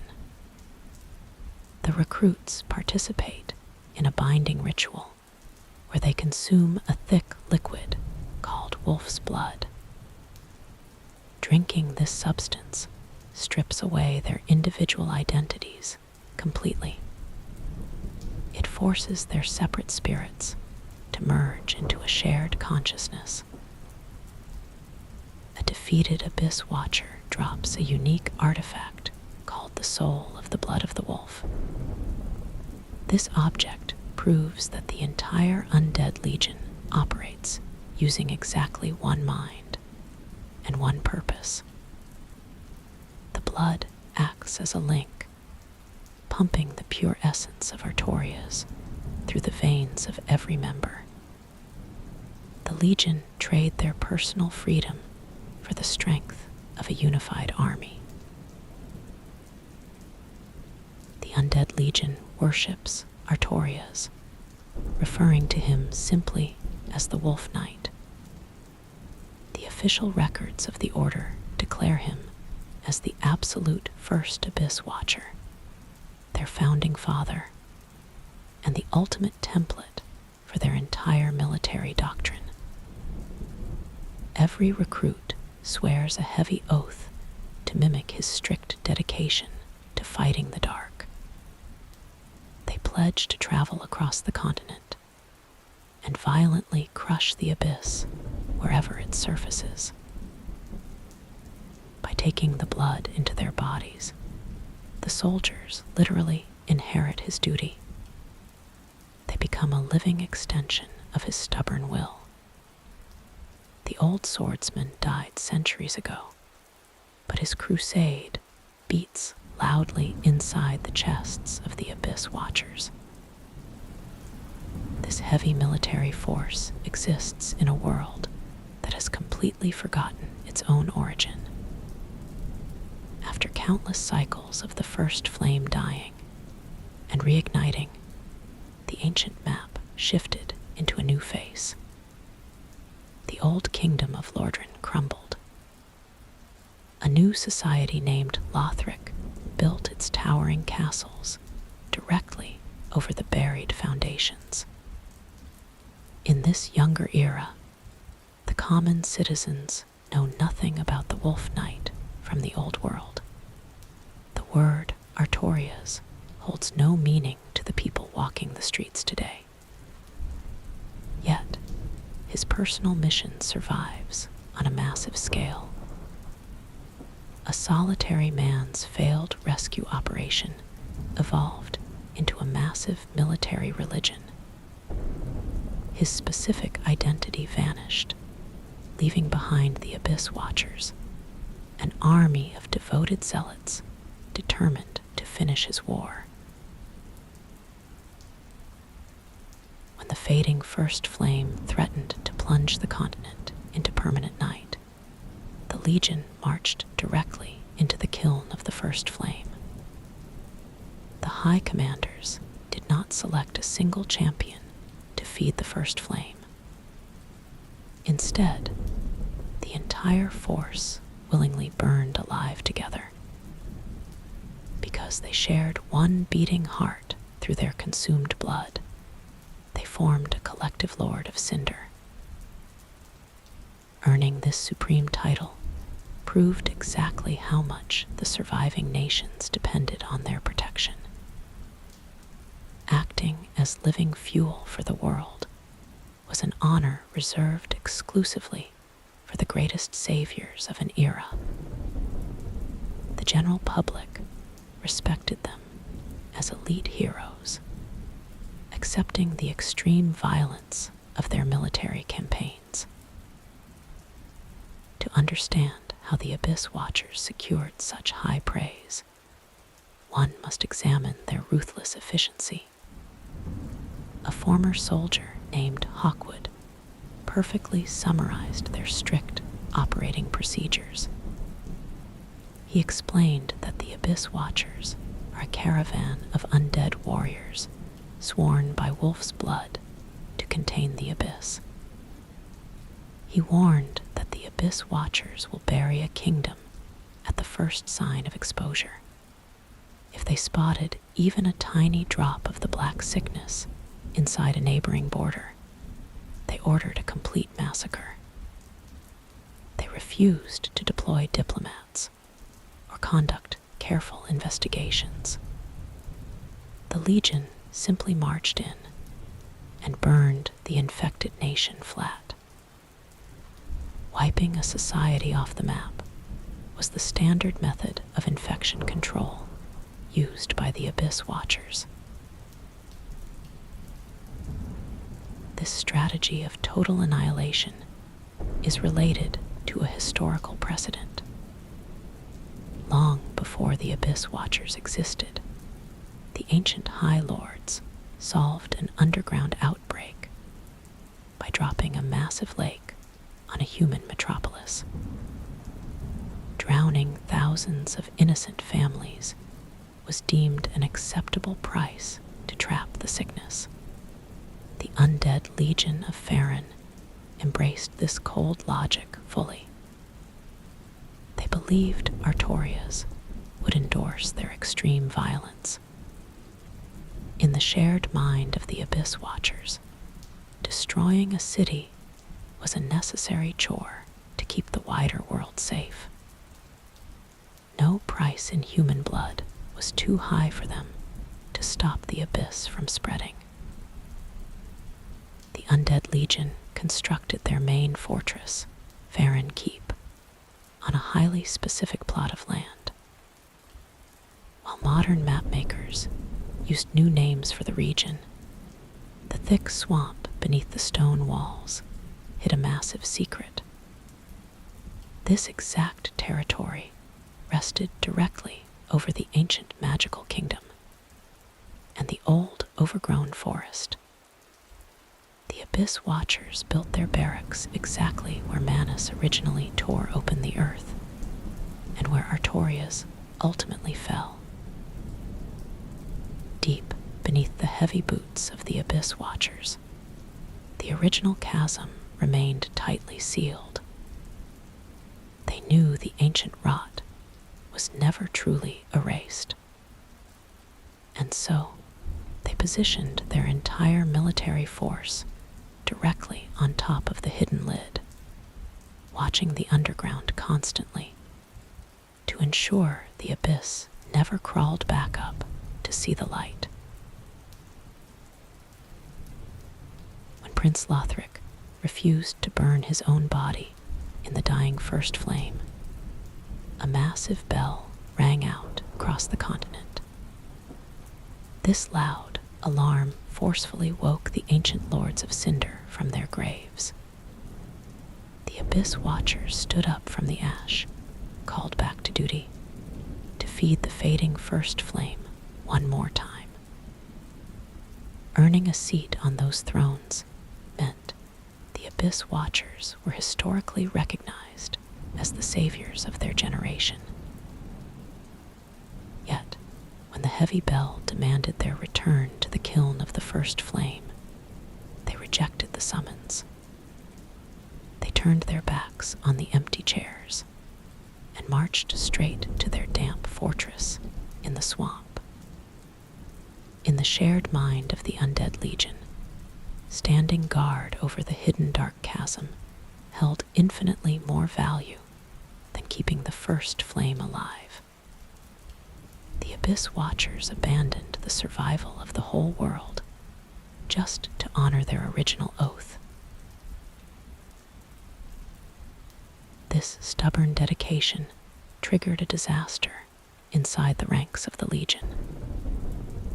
The exact sickness they had sworn to destroy slowly began leaking into their own veins. Perhaps decades of butchering corrupted monsters finally took a physical toll on their bodies. Or perhaps the ancient pit, buried directly under their boots, silently poisoned their shared blood. Some even suspected the sacred liquid the Abyss Watchers drank to bind their minds together acted as an open door, allowing the corruption to jump easily from one Abyss Watcher to the next. Regardless of how it started, the Abyss took firm root inside the barracks of every one of them. The healthy warriors reacted to this internal infection with their brutal efficiency. The second, an Abyss Watcher displayed a single black vein, his brothers instantly cut him down. The ruthless execution policy the Abyss Watchers used to wipe out foreign cities was suddenly turned inward. The heavy stone walls of the fortress hosted a constant slaughter. The soldiers who had fought side by side for generations now drove heavy steel into each other's chests. The noble crusade dissolved into a senseless massacre. The Abyss Watchers would fight, bleed out, and rise again, simply to continue the slaughter. Artorias died after his mind broke in the dark, and now the Abyss Watchers, his devoted successors, suffered the exact same collapse. The absolute cure mutated into the exact disease it was meant to fight. When a traveler pushed open the heavy wooden doors of the keep, they stepped into a room filled with nothing other than dead bodies and mad Abyss Watchers. A few surviving members still stood upright, hostile to anyone who crossed the threshold. The intruder walked into a confusing, multi-sided brawl. An Abyss Watcher desperately swung their short daggers and heavy blades at their corrupted brothers. Meanwhile, the infected warriors violently charged the new arrival with pure aggression. The strict military order of the Abyss Watchers was erased, replaced by a chaotic frenzy where nobody knew exactly who the real enemy was.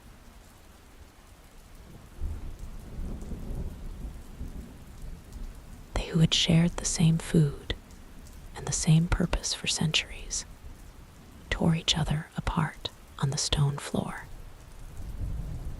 And with that, the battle against the Ashen One began. Blow by blow, strike by strike, each one of them fell.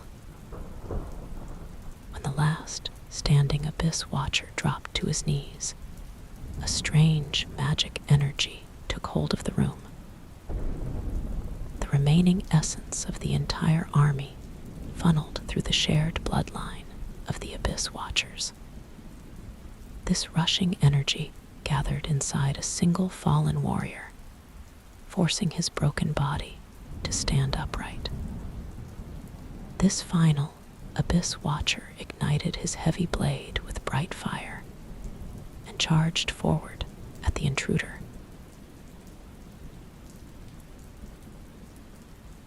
He fought with the exact acrobatic flair of Artorias. The possessed Abyss Watcher launched his body high into the air, flipping rapidly and delivering punishing, spinning strikes.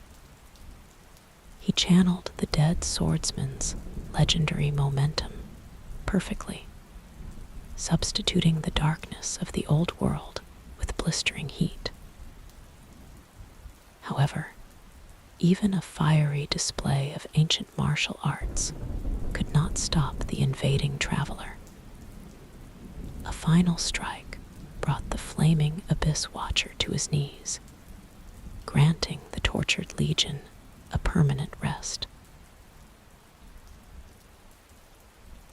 The victor claimed a unique prize from the fallen soldier. It was a massive, glowing soul, containing the combined essence of the entire legion, tracing directly back to Artorias through their blood. By handing this heavy spirit over to a skilled blacksmith, the Ashen One could forge a physical weapon known as the Wolf Knight's Greatsword. The historical text attached to this specific blade clearly identifies Artorias as the absolute first Abyss Watcher. The text also confirms his steel bites exceptionally hard into any creature born from the abyss. Even thousands of years after his death, his surviving weapons maintain a lethal advantage against the shadows he spent his life hunting. Slaying this final Abyss Watcher permanently closed the book on the organized brotherhood. The army built to honor his name bled out on that stone floor. The bright fire that fueled the loyal undead legion of Farron was extinguished. Yet, erasing a true ideal from the earth is virtually impossible. A legacy survives long after the flesh rots and the castles fall apart. Whenever a young fighter straps on blue metal plates to march into a dark cave, Artorias breathes again. Every single time a brave soldier grips a heavy blade and stands firmly between innocent people and a creeping shadow, they are walking the exact same path. Taking a fatal wound to keep the world safe ensures the old swordsman will simply never die. Winning a brutal war against the abyss requires much more than swinging a heavy piece of steel. The darkness demands a massive payment in blood before it ever retreats. Artorias learned this harsh reality firsthand. He lost his mind, his arm, and his humanity to the exact corruption he swore to cure.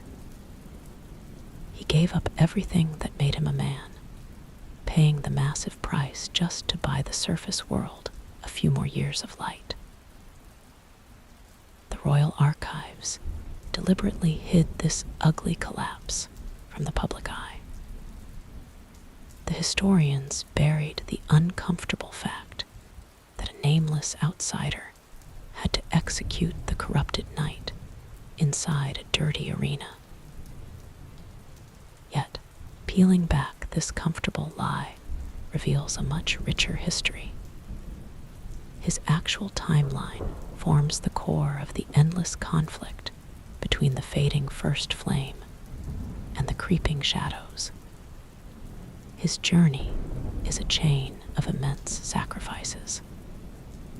He started as the king's favorite soldier, standing proudly above the silver ranks. He boldly negotiated a survival pact with creatures of the deep to cross a flooded capital. He died violently inside a collapsed kingdom, stripped of his dignity.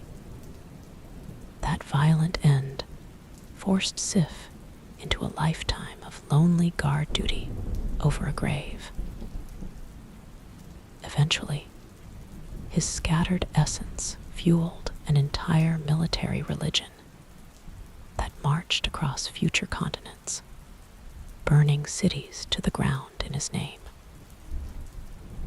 The irony of his life is that Artorias failed his specific assignments during his living years. He could not kill the submerged kings, and he could not stop Manus. However, his death achieved that victory. The stories of his bravery rippled outward through the centuries. Those tales saved countless territories and inspired thousands of new recruits to pick up iron weapons against the advancing shadows. He stands completely alone as the absolute first Abyss Watcher. The permanent survival of his teachings guarantees he will never be the last. As long as the darkness threatens to swallow the earth, fresh Abyss Watchers will study his methods and carry his heavy swords. His death proves that a soldier can lose a battle, suffer a severe corruption, and lose his identity completely, while his honor survives intact. A true legacy outlives a physical death. The heavy burden of the crusade simply passes from a dead hero directly into the living hands of the next Abyss Watcher.